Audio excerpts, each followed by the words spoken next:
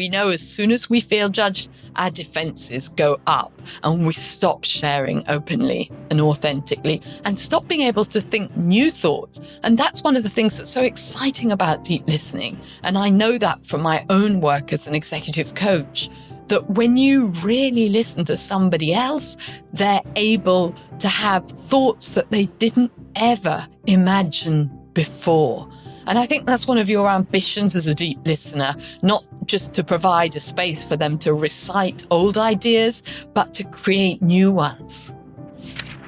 There's so much loneliness in our society. So many people are not being heard. And if we can deeply listen to them, we can do something to make a dent in loneliness.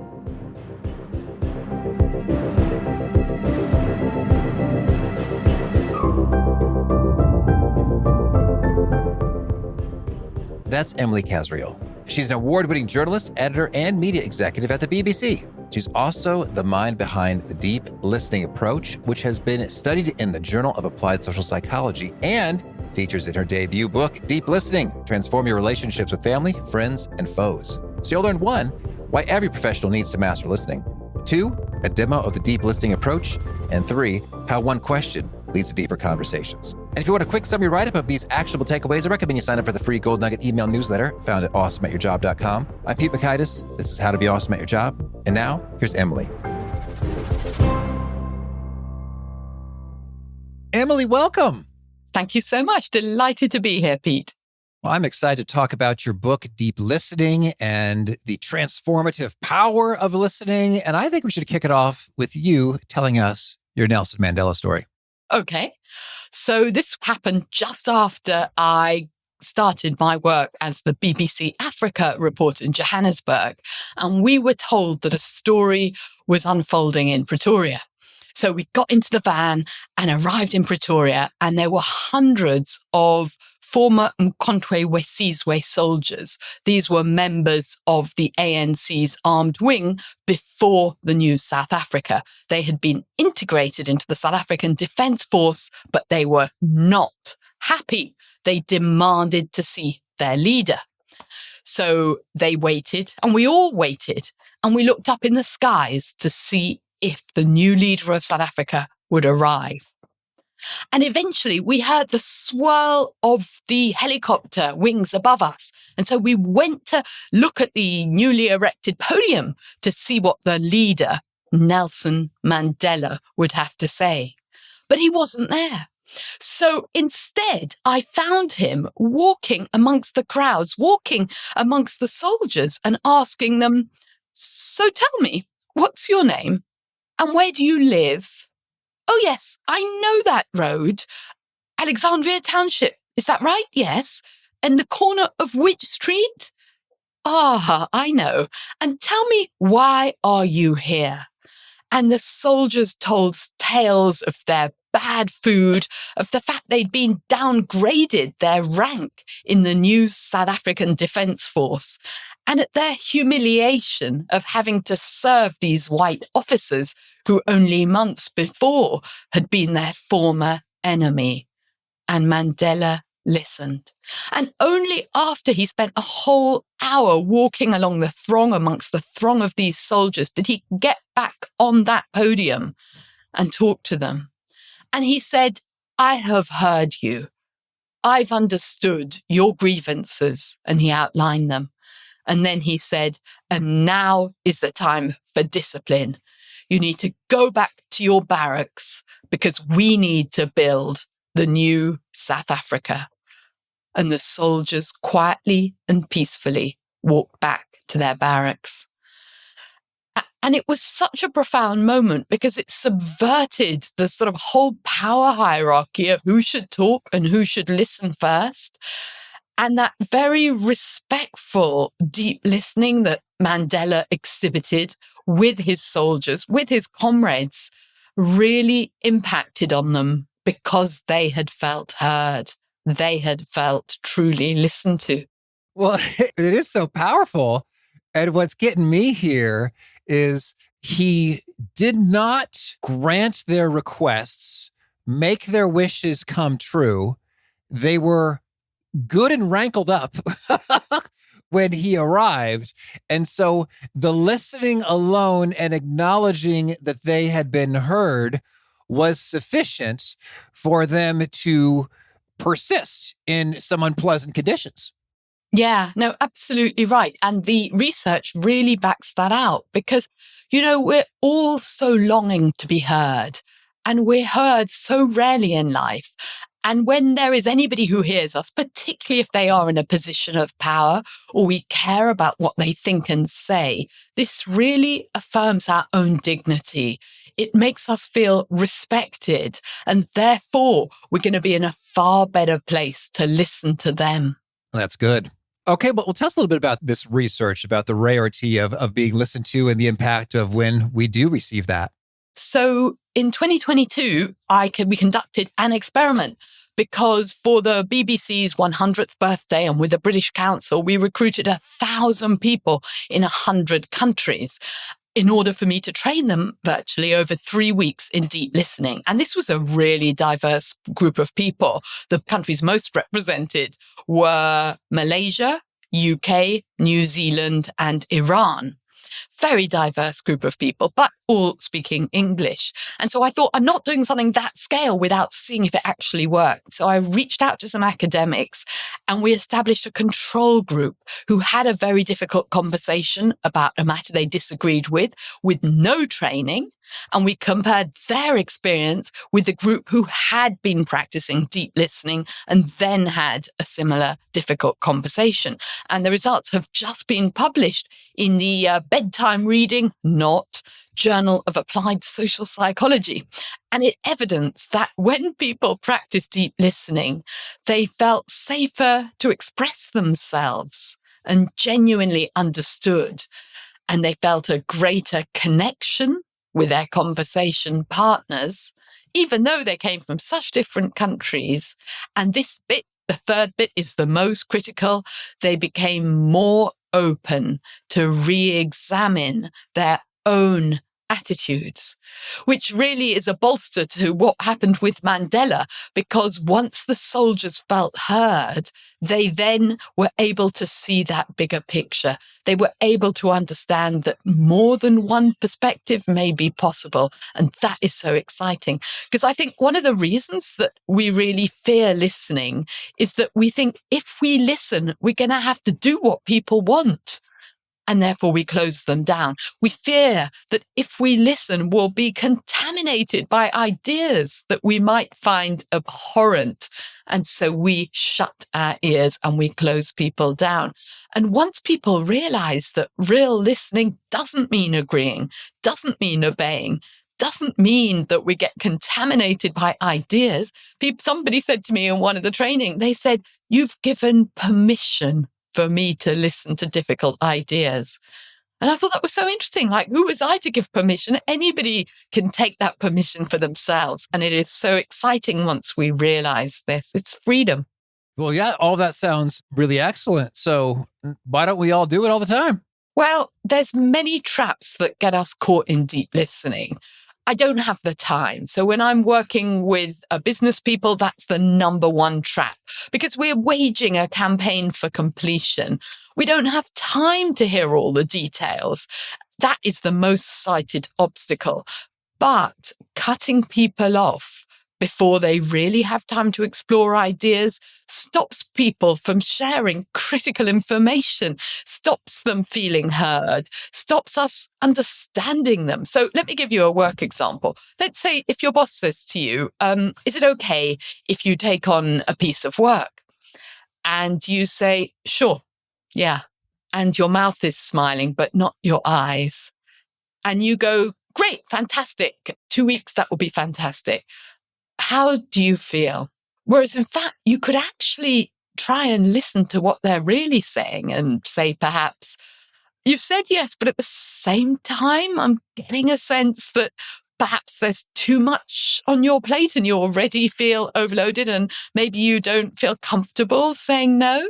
suddenly you can have a real conversation, which enables you to either do the work or take off another task, or, it's a genuine conversation. You're going off script. So even though people say they don't have the time, not having the time prevents people from expressing worries, prevents people from having real meaningful relationships. And then there's another thing that stops us from listening, because a lot of us feel a pressure. I want to win. I need to win. I need to prove that I'm right. We look out for any chink in our opponent's armor, anything that can be exploited. And there's another thing that a lot of us feel, which is that I am in charge. We might see our role as the leader who instructs, who explains, who adds value, who provides a solution. So often when we listen, and actually this is more men than women, we think that our role is to provide a solution. So we cut people off and tell them how to sort their problem out, whether it's our partner or our colleague. And in fact, we're depriving them of agency and stopping them coming up with an own solution, which they're far more likely to implement. Okay, understood. Also, can you lay it out for us? How do we do this? You've got an 8-step approach. What are the steps? So the first step is about creating a space.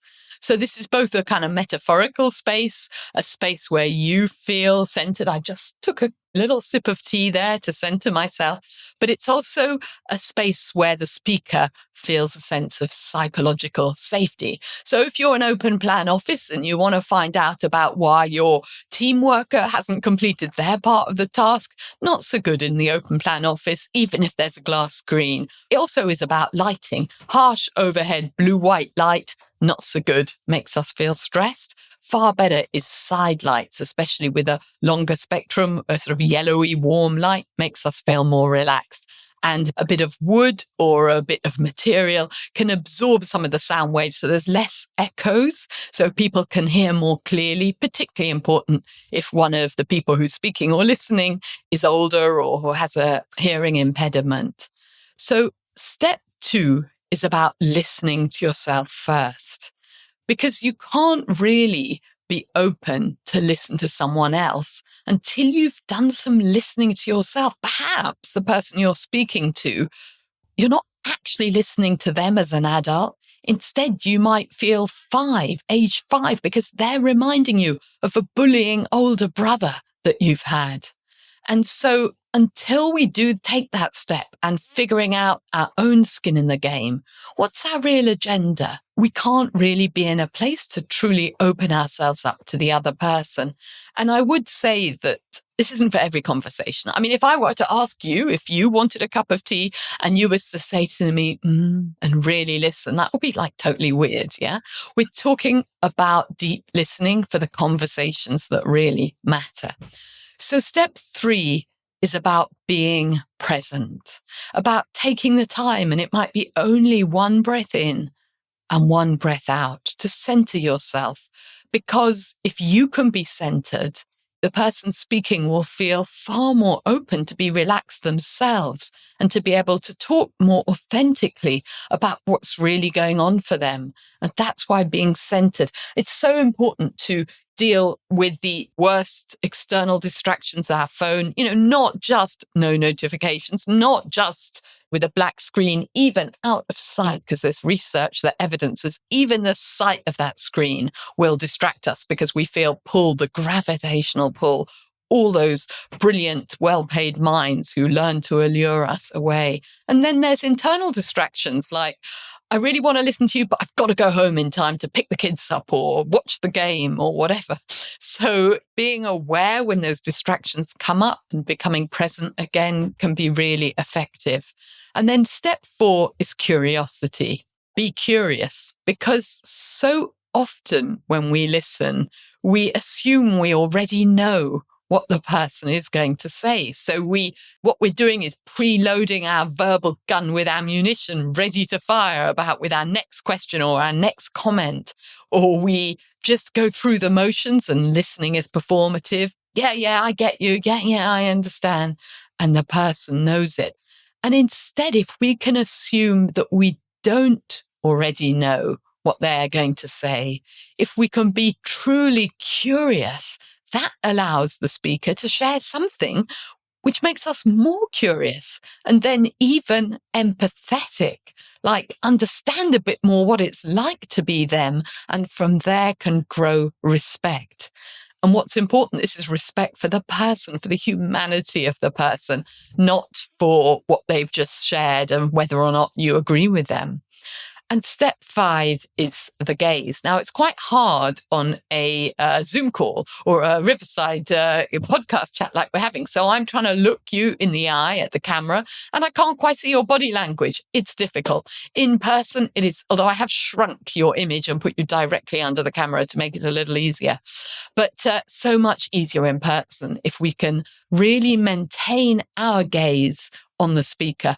And this gaze is not like a Foucault gaze, Michel Foucault, the French philosopher who talked about prison wardens making prisoners feel perpetually enslaved because of a really horrific glare. This is a much warmer, empathetic gaze, which the speaker will often go silent and look elsewhere. But the fact that you're holding them, you're looking at them as they continue the journey means they'll have far, far richer thoughts. And then step 6 is holding the silence. And when I train people in deep listening, silence is something that they, without exception, tell me how uncomfortable it is when they get to practice deep listening, because I invite them to use 5, 10 seconds, even more of silence after the speaker has finished speaking. And yet, when I catch up with them later, a month or 2 down the line, they tell me this is the element of deep listening which has made the most difference to their lives.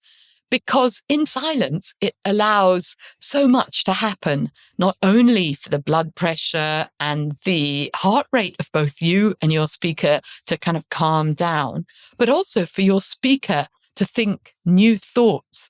And if you think of a companionable silence where you don't have to fill in all the gaps, and I know this can be hard, but if it takes a little bit of practice, and to encourage you, there was a paper that came out in 2021 called Silence is Golden, and it did experiments with 2 sides of a negotiation.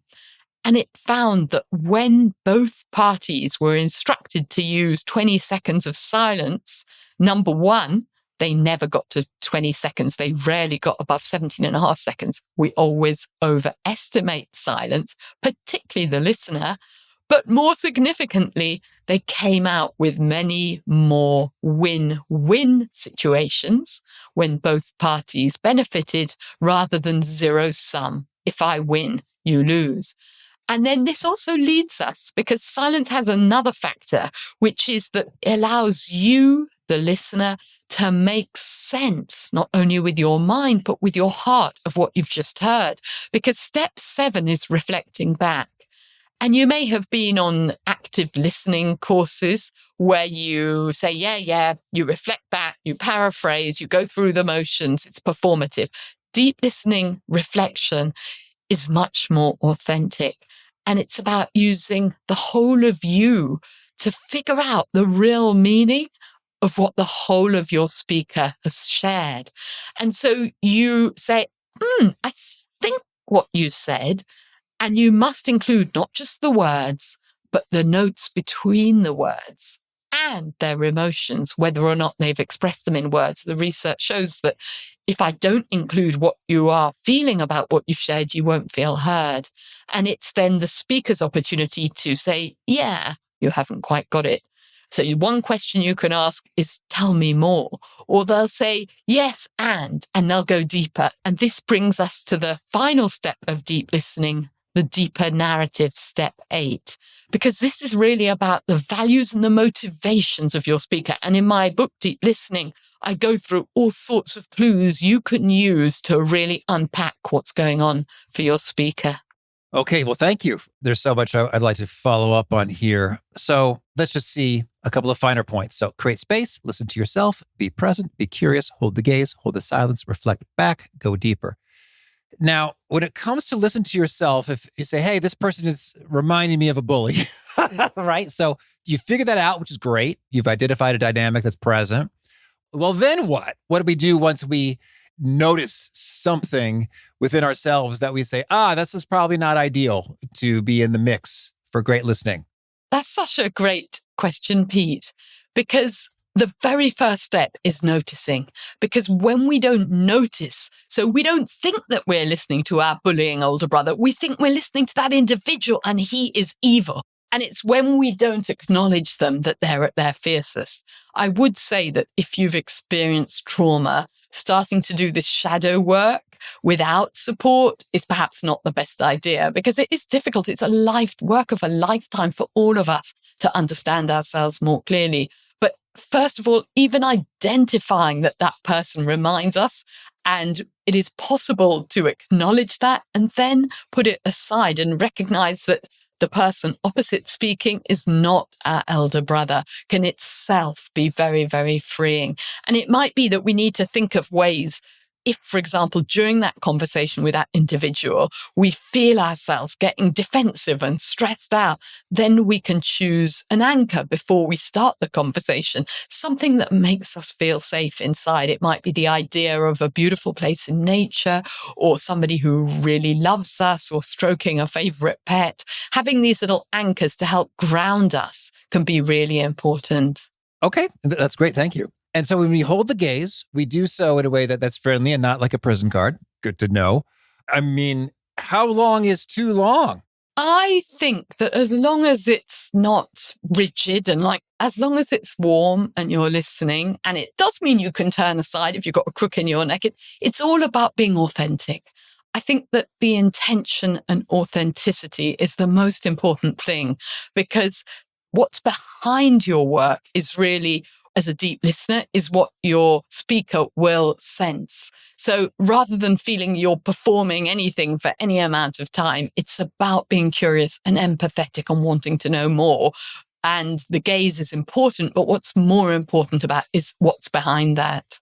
Okay. And then with the silence, you did mention that folks were challenged to do 20 seconds of silence. Is that optimal in some sense? I think 20 seconds is an awful long time. If you were actually to time it, I think most people would find, and as I mentioned in that experiment, which they did with many, many people, almost no one held the full 20 seconds of silence, because we always overestimate. You've got to figure out what works for you. And it does depend on your culture, on your relationship, on the other person. And I do think, though, that you can get better at silence. So at the beginning, I would just try 3 seconds, 4 seconds, and see how that feels. And you may choose to share with your speaker that you're practicing a bit of silence or not. It's all about being real and in the moment and being open in your heart. Yes. And I suppose if you're going with a longer silence, you probably want to give them that kind of a signal in terms of, I'm thinking about what you've said there. Yeah, you could well do that. Yeah, you might do that.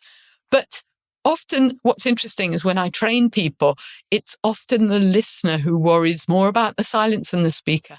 Yeah, I hear you. Okay. And then with reflecting, we're reflecting both the words and the emotions. So even if they didn't say the emotions, you're suggesting a best practice is to go ahead and venture out to infer what we think they were. So as I am reflecting the words and then also venturing to infer the emotions there, is it better to do this even if occasionally we get it wrong? And say, no, I wouldn't say I was frustrated so much as disappointed. And if they give you that correction, are we still, I guess, net positive, having ventured and gotten it wrong than to not have ventured at all? I'm so pleased that you asked that question, because it's really, really important.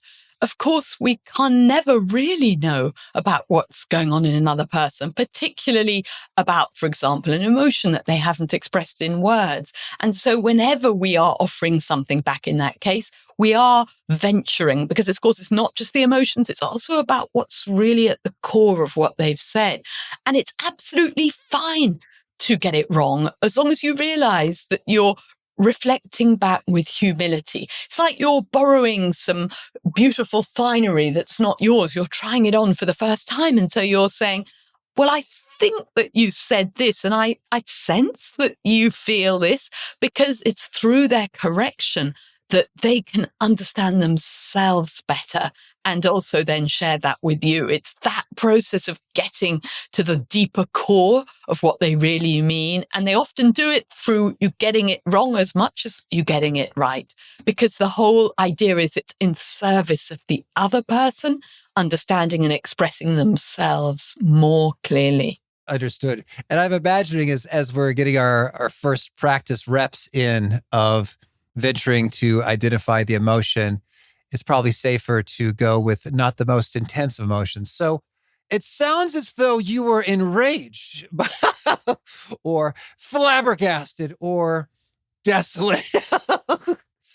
If they are enraged, you'll know it. Well, I think what's most important is that it doesn't come with judgment.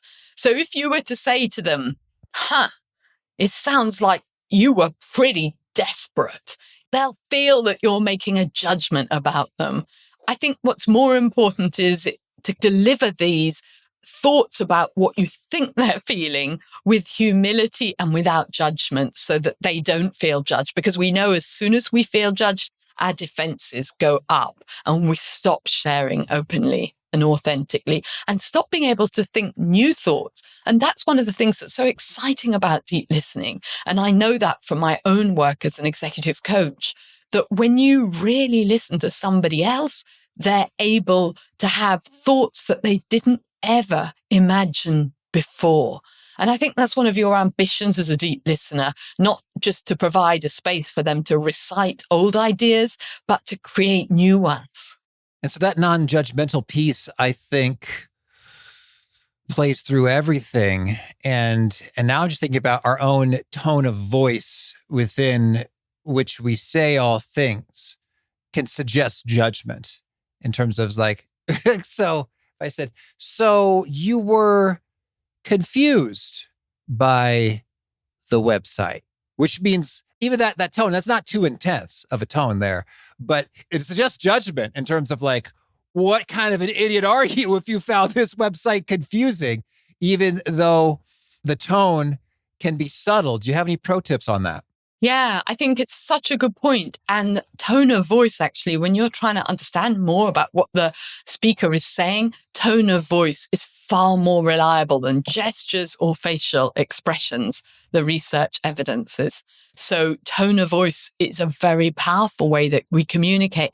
I think about, again, when we're thinking about our tone of voice, it's wise to think about our intentions. Are we feeling judgmental about the other person? Because actually, often we get most irritated with people who remind us in some way of our own weakness. And once we can acknowledge that perhaps we feel embarrassed that we are confused about websites, that's why we're being so judgmental about the other person, we can let that go and then be able to say to them, so I sense that you felt a little confused using this website. Is that right? And it's the same words, but you aren't judging them because you understand that their life experience is different to yours. And therefore, you don't really have a right to judge them on some level. Mm-hmm. All right. Thank you. Well, yes, let's do a demonstration now. Okay. So, Pete, let me ask you, what food reminds you of home? Well, what first comes to mind is a whole meal in terms of I'm thinking about childhood dinner at the round table. And we would have this plate, which had a big heart on it. It said something like, today is your special day, which would be given to whoever's special day it was. Like if it was a birthday or graduation or some sort of achievement or something. For one reason or another, it was your special day. And then my sweet mother would ask what I would want to eat on the special day. And for a good while, I had a meal, which was fried chicken, mashed potatoes, broccoli, and cheese sauce. So that meal in its entirety, it's my special day meal. That's what I want. And it was perfection. And I was a pretty skinny kid. I wasn't a big eater, except when it was my special day and it was my meal. And I just went to town. So I'm hearing you say, Pete, that round table and that special round dish, your special day, was that sense that your mother was creating this whole meal. It wasn't individual. The whole point was that it was everything together that made you feel nurtured and loved and celebrated and able to just really tuck in, even though that's not something you would normally do, because it was everything coming together. You spoke about the wholeness of it and feeling whole. And that even now, you were really there, I sense, when you were talking about it. And it just gave you a really great grounding to feel in that space of love and safety. Is that right? Oh, yeah. Mm-hmm. And tell me more. That's dead on. Yeah. And so I sense it's a kind of longingness and yet also a joy when you're able to go back there in your mind as a kid again. Yeah, well, it is. It is nice. And it just makes me think about how I should probably be more proactive in asking my own children now about what would make their meal or day special, because that was such a lovely time and experience and memory in my own childhood. And I don't think that I've been very intentional in trying to provide that for my kids. And why the heck not? We got to eat something. Let's make it special. And so it's a realization now as an adult of that love and sense of recognition that your mother gave you, of making that whole fried chicken, mashed broccoli, everything and cheese sauce that you loved. And the sense that perhaps there's a gap between you not quite fulfilling that, but still have the potential to give that to your children today. Yeah. I think sometimes we've gotten to a little bit of a grazing groove in terms of whenever they're hungry, they eat whatever's there, as opposed to really stopping, pausing, and being deliberate about creating an experience. And so this conversation perhaps is providing you with an opportunity to do more of that for your own children, something precious that you can gift them as a gift, the same way your mum gave you. I had a sense that it sort of nurtured you and given you a confidence, that feeling that you were special and unique. Yeah, it totally did. So roughly how many questions did I ask you there? Oh, I wasn't counting, maybe 5-ish. Yeah. Actually, I just asked you one question. Yeah. What food reminds you of home? Now, as a journalist, I had loads of questions. I wanted to know where you grew up, where your parents came from, what state, what kind of do you have siblings? I could have asked you a billion questions. And had I done that, I would have gone down my avenue where I was interested. And although I sensed you were a bit reluctant to tell me too much, there was a sort of privacy, a kind of, I'm going this far and no further. I did get a sense, and I feel I know you more, and I feel more connected to you because of what you did share on your own terms of where you wanted to go. What do you think, Pete? Well, yeah, I think that's a fabulous illustration there in terms of how many questions did I ask you? I said 5, you said 1. Because exactly the path of the follow-up questions is going deeper. I guess that's the main insight for me, is that you could very much have gone in any number of directions.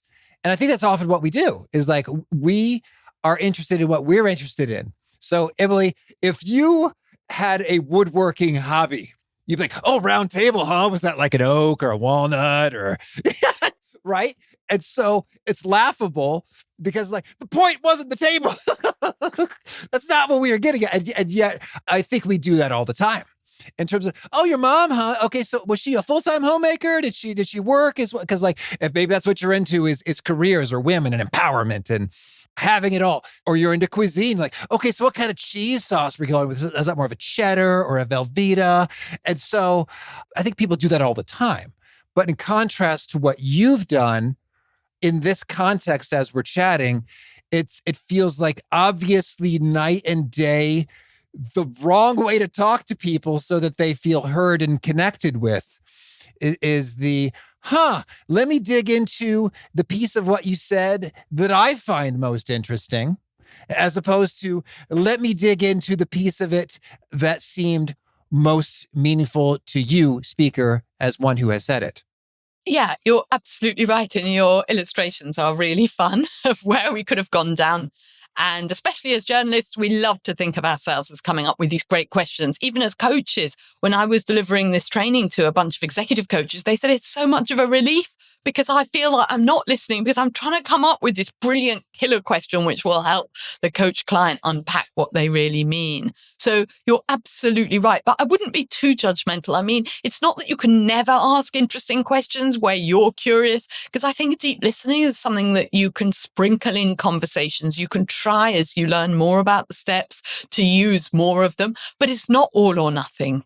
And the one question I did ask two questions, was tell me more, because I sensed you were being a little bit closed. You kind of didn't want to go further. And what's good about the tell me more question is that the speaker can define what more is rather than you, the listener, saying, tell me more about the wooden quality of the table or whatever. Yeah, that's good. Thank you. Well, Emily, tell me anything else you want to make sure to mention before we hear about your favorite things. I think that there's so much loneliness in our society. So many people are not being heard. And if we can deeply listen to them, we can do something to make a dent in loneliness and also in polarization, which we know is tearing America apart, because we can listen to people who think differently to us at work or at home. And let me tell you a little quick story about loneliness, I think, really, which was a little while ago. I was visiting the pharmacy to collect drugs for my daughter. And there was a lady sitting on a plastic chair waiting for her own drugs. And the pharmacist asked me what was the birth date of my daughter. So I said, 3rd of July, 21. And she looked at me, you sure? And then I thought for a moment. I said, no, 3rd of July, 2001. And the lady on the chair started laughing at me. And she said, what? Wait a minute. How can you not know the birth date of your own daughter? What's going on there? And I said, you're quite right. That's pretty silly of me. So we started to have a chat, and she told me, we were talking about birth dates, about her grandmother who'd recently, in her 90s, reached a milestone birthday and how proud she was. And she said, yeah, I'm really proud. And I said to her, I sense that you're proud, but there's also something else going on. And she said, yes, I think I'm going to die before my grandmother. And then we talked more, and she shared about her condition, and she started crying. And then she apologized for crying. And then we had a laugh. And then I walked away, and I had a sense that she needed to be heard. And it was only because I was mindful in that moment, which I'm certainly not always am, to be able to pick up on the sort of nuance in the word proud. And also maybe that I'd made myself a bit vulnerable by making that silly mistake about my daughter's birth date and not being defensive and having a laugh about it, that she felt safe to be vulnerable too. And if more of us can practice deep listening to those around us, to our kids, to our family, to our colleagues, and even to strangers, what a difference we can make to the world. And for me, that's really inspiring. And I really hope that people feel inspired to practice and would love to know about their adventures in the wild. Big thanks to Emily for sharing her wisdom with us. Big thanks to our sponsors. Check them out. One sponsor to check out is Strawberry.me Career Coaching. Having real clarity and direction can make or break your career. If it seems like you're putting in the work but not seeing your career take off, some coaching might be just the ticket. Strawberry.me matches you with certified career coaches who help you gain clarity on what you really want next in your career, develop a results-driven strategy, and stay accountable. And they can also help you flourish beyond career issues. I had a fantastic session with my coach, Brett, about handling stress from so many responsibilities in so many areas. He was fun. He was wise. He just really got me. We had some laughs and a good time and a good rapport. And he gave me an exercise that has been so quick and so effective for me. I've been doing it every day. So if you're ready to take control and build momentum in your career, go to strawberry.me/awesome to claim your $50 credit. That's strawberry.me/awesome. Because awesome careers don't just happen, you make them happen. One sponsored checkout is Quince. If summer gives you that itch to update the wardrobe, Quince is a fantastic resource. Their clothes are remarkable in that they're lightweight, timeless, luxurious, and affordable. They got goods like European linen shorts and dresses from $30, luxurious swimwear, Italian leather platform sandals, and so much more. Quince works directly with top artisans to cut out middlemen and provide luxury without the markup. Quince also only works with ethical factories and premium materials. I have some Quince underwear, and I must say it is just about my favorite. The look and feel of them is top quality without costing top dollar. Give your summer closet an upgrade with Quince. Go to quince.com/awesome for free shipping on your order and 365-day returns. That's QUINCE.com/awesome for free shipping and that full year return. Quince.com/awesome. One sponsored checkout is Plod. Plod is an AI wearable gadget that takes notes of meetings and calls. With Plod, you don't have to take notes and make summaries anymore. It'll do it for you. This tiny AI gadget is the perfect accessory for your phone. It takes notes, instantly generates transcripts, summarizes critical points and action items, so you can stay focused without frantic note-taking. Personally, I was really impressed with my Plod. It's about the size of 2 credit cards stacked on top of each other, super tiny. The setup and Bluetooth pairing was about the quickest, most seamless setup of a device with its app that I've ever experienced. And I was really impressed at how a device this tiny has acceptable audio quality and battery life. Their transcriptions I found were super accurate and the AI insights were sensible. So you talk and Plod handles the rest. If you're ready to work smarter, type PLAUD into Google and get a discount with my code AWESOME. That's PLAUD. Beautiful, thank you. Well, now could you share a favorite study or experiment or bit of research? So there was one experiment which was measuring people's attitude extremity, how fiercely they felt. And it came out that when people felt truly heard, they dialed down their attitude extremity, whether people were talking about organ donation or Palestinian-Israeli prisoners or really controversial topics. And to me, that is so important in the way in terms of combating polarization, that when people feel heard, they'll be more likely to be able to listen to other perspectives. And a favorite book? Yeah, I think this book, Carl Rogers, I've been so influenced by this psychologist on becoming a person. But I also really enjoyed Stephen Gross, who's a psychoanalyst, The Examine Life, about listening in that way. And then Daniel Kahneman, who I knew, and very sad to have lost him, Thinking Fast and Slow. All right. And a favorite tool? I find the Waking Up app really great because I think to be able to practice mindfulness, not when you're in the middle of a difficult conversation, but other moments, allows you to be more present in the moments when you are having a difficult conversation and when you really need to listen. And what's so great about Waking Up is that there's so many different brilliant thinkers on that app. So I've learned about so many people. So, for example, Locke Kelly, who I interviewed in my book, who's a fantastic meditation teacher and psychotherapist, I learned about just from listening to him on the Waking Up app. Okay. And a favorite habit? I like cold water swimming in Hampstead ponds, even when it's cold. So I do it throughout winter, which is kind of crazy. But for me, being able to get in the cold, even when it feels like crazy and frightening, kind of means that I can do anything for the rest of the day. Mm-hmm. And if folks want to learn more or get in touch, where would you point them? So you can go to my website, which is emilykasriel.com, Alpha Sierra, Romeo Italy, Echo Lima, emilykasriel.com. You can follow me on LinkedIn, or you can buy the book where I've given an awful lot of myself in it, and I hope that you will enjoy it because it's got some lovely stories and illustrations and a lot of ideas of how to practice deep listening. Mm-hmm.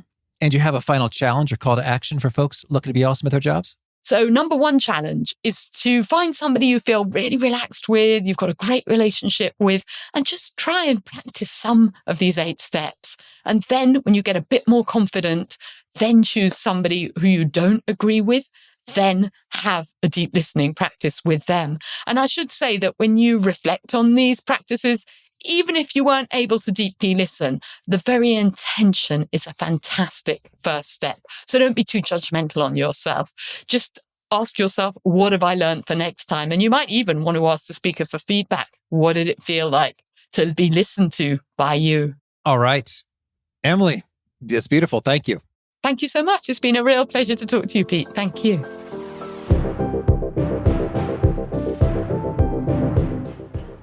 I love so much of Emily's perspectives, particularly around not being shy about that silence and about that eye contact. Bring a little more into it and see what happens. Great stuff from Emily. If you want to check out the show notes or the transcript or the links to items that we've referenced, please drop it by awesomeatyourjob.com/EP1069. Hope to catch you next time, and peace.